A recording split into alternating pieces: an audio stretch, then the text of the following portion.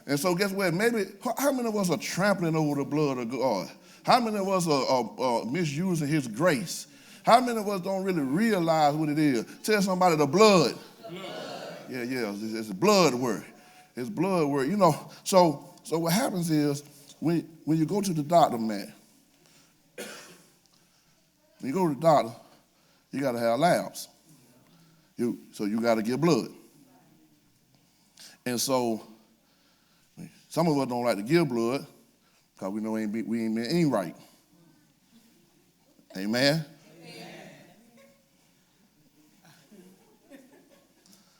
Some of us don't like to give blood because we might not have been living right.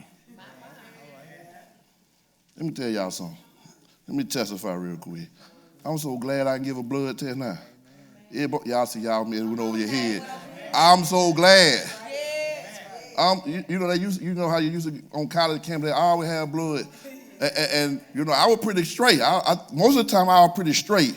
But it was aren't you glad you ain't got that tick in the back of your head? You like, come on. If it here, I used to say foolishness like this. It can hide in your system for 8 years. You know what I'm talking about? I just be like, yeah, hide for 8 years. I don't want to get no blood. Amen. See, y'all trying to be, got kids and all this. I don't want to get no blood. I ain't had no symptoms, you know, or nothing, but I'm just saying, Nick Johnson want to get no blood. I thank God I can get blood right now. I can go in there and say, take all you want, shawty. Take all you want. Give it to who you need to give it to. Are you glad you got clean blood today? Those of y'all who still pure, I thank God for you that you never had to worry about that. I give you a hand too, amen. But there are some of us who walked in there and said, Lord, let this test. You hadn't even been to church, couldn't even speak in tongues. You started trying to speak in tongues. Let this.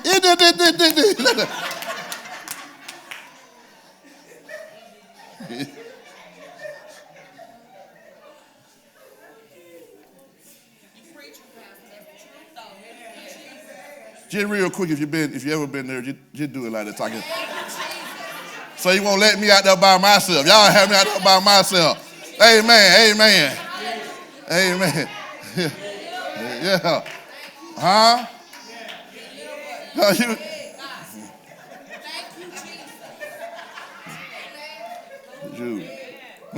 Frat brother told me, we need a blood drive. I can't be no hypocrite. I'm not giving blood, so we don't do no blood drive. Amen. I believe that it's good, but Nick Johnson is not giving blood. Amen. But what happens is when you look into the blood, it tells you what's in the blood. So it tells you whether or not, from a blood sample.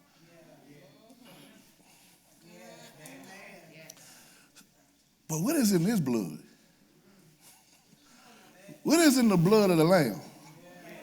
Ooh, see, you got to take the spiritual and natural. Just like I can look and see if you got high cholesterol, diabetes, and infection in your blood. But I can also tell you what's good in your blood. Your vitamin B is good. Watch this. Without blood, you can't get oxygen to your cells. So guess what? If you don't have oxygen, brings life. So without the oxygen, you can't have life. Tell somebody it's in my blood. But what's in this blood right here? Number one, what's in the blood? You have redemption and forgiveness. Ephesians 1, 7 through 8. We just got to go back to the Bible every now and then. Ephesians 1, 7 through 8 says this. You ain't got to turn to it. I'll read it. In him we have redemption through his blood, the forgiveness of our trespasses. Watch this. According to the riches of his grace, which he lavished on us in all wisdom and insight. He says through him. Through who? Jesus. With him we have redemption through his blood, which means I auctioned off myself through sin, and I was bought back through his blood. I'm redeemed now by the shed blood. See, he said you have not been bought by corruptible stuff, but you've been bought with the incorruptible blood of Jesus Christ, which means you were on the auction market because you sinned. The enemy had taken everything from you. Hosea, I want you to go down now and get Gomer. Why go get her, Lord? Because I told you to, number one. I want you to see the prophet going to get his wife who has turned against him. How many times has the church put itself on the auction block? I want you to see the man of God, the prophet of God, has to walk through town. God will come get you out your worst place. He said, I want you to go bow back. You want me to go bow back? She done left 2 times. Go get her again. And until you see yourself that God come got you multiple times.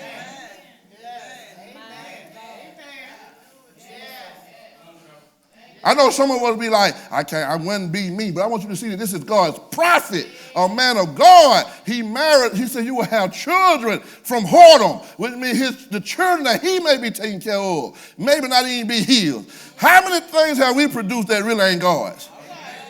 But he still came back to get us. Hosea, I don't care. You walk straight through the town center. She's standing up there unsold off, undressed, looking like a whore. That's how the church looks sometimes, excuse me, young people. And he said, guess what? I still want you to bow. Can you see Gomer up here, dressed, and everybody bidding on her? And Hosea stands up in front. God's prophet. Ain't it amazing how God will take on your embarrassment? He'll stand with you when you done cut the monkey, when you done cut the fool. He'll walk right down the middle of the aisle and say, I'll take them. So you're redeemed through the blood. You're redeemed and you're forgiven. He said, by his grace, which he so richly lavished upon us.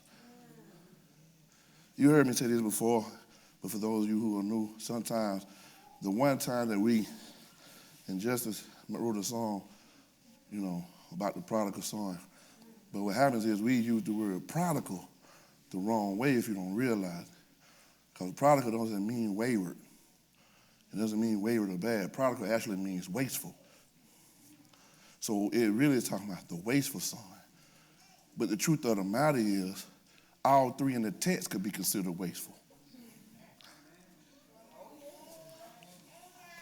The father, the younger brother, and the older brother.